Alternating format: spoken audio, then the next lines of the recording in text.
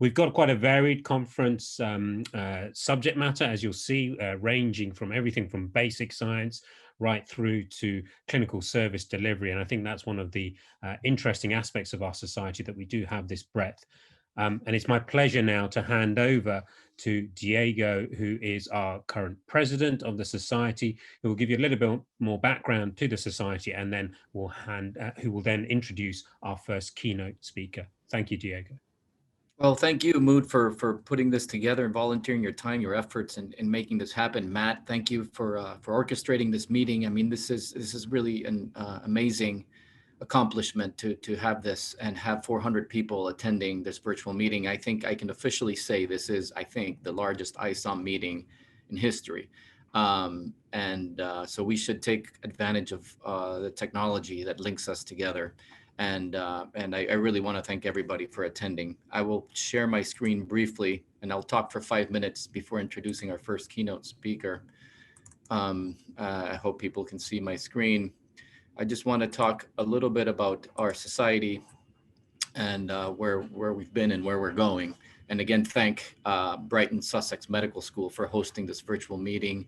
These were the program committee members that worked behind the scenes to make this meeting a reality. This was pulled off in less than 5 months, I can say. It's really amazing work, and thanks everybody for submitting content to this meeting.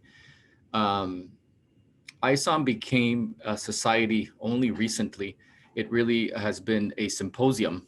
The birth of this society is quite interesting because it was preceded by many years of symposium, as Mood mentioned.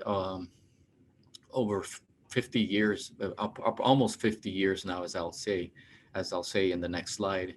But it was really led by pioneers in the otitis media field, as shown on this slide. Dr. Centurias, Bluestone, and Lim really organized the first symposium back in 1975.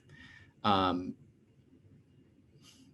from reading the history of this group, there was somewhat hesitation amongst the leaders whether they could pull off a symposium that was focused on otitis media. But it was successful in 1975. The first symposium was held in Columbus, Ohio, at Ohio State. And so successful, they organized the second one. They decided in 1983 to move the symposia to a beach setting.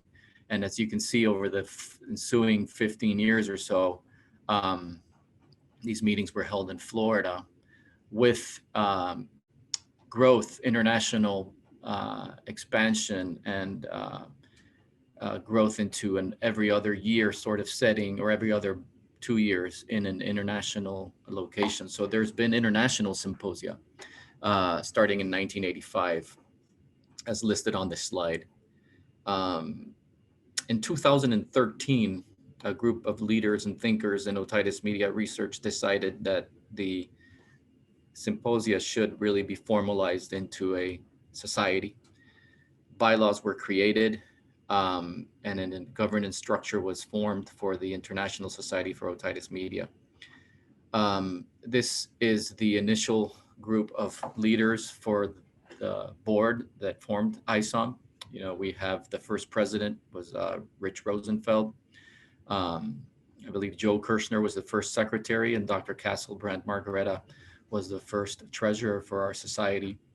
And since 2013, the society has grown from an initial 65 or some odd members to 125 current active members, and increased engagement at our meetings. As you can see, we have 400 attendees to this relatively impromptu virtual meeting.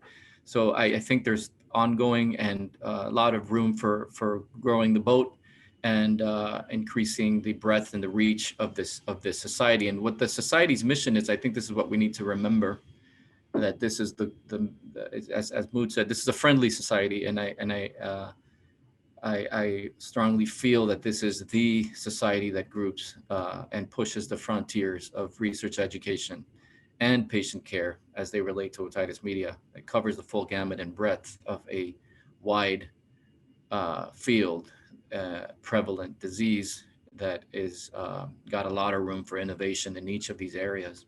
as you will hear throughout the meeting today. So with that, I'd like to again thank Mood and his team. I also would like to thank the board of ISOM, particularly Kevin Mason, who's our secretary, who's done an amazing job at governing the society, and the previous leaders who I already sort of mentioned.